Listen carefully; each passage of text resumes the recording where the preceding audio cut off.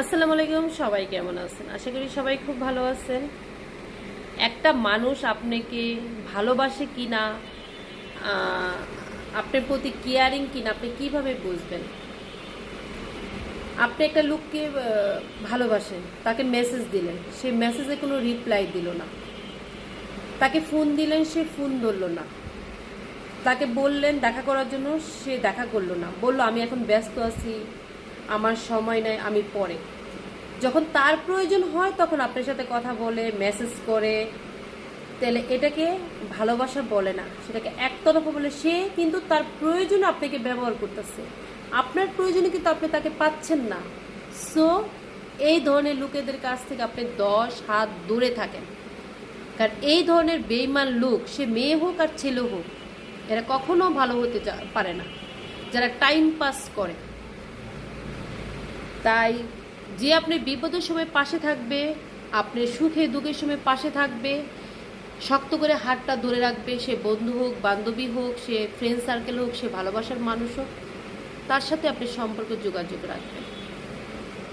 হঠাৎ করে আপনার একটা প্রয়োজন হইতেছে, তার নাম্বারে কল দিলেন, তার নাম্বারটা বন্ধ দেখাচ্ছে, তাহলে বুঝবেন সে আপনাকে লাইক করে না।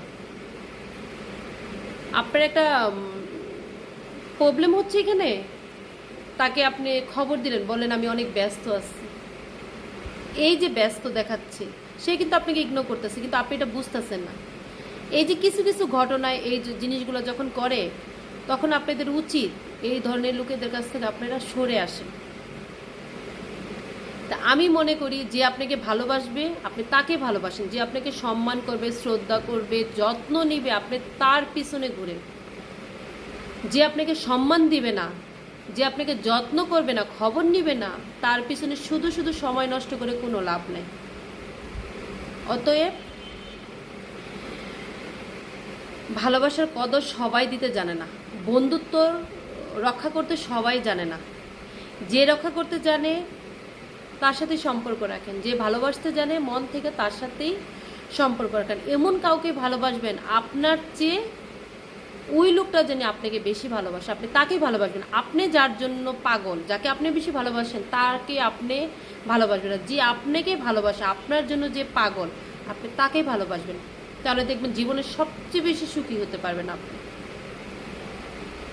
জীবনে কিন্তু সুখী হওয়ার জন্য বেশি কিছু প্রয়োজন হয় না, সামান্য কিছু চলার মতো টাকা থাকলেই এনাফ। আর মন থেকে ভালোবাসা, সম্মান করে, শ্রদ্ধা করে, একে অপরের শক্ত করে হাতটা ধরে রাখা, বিপদ আপদে এতটুকু থাকলেই এনাফ।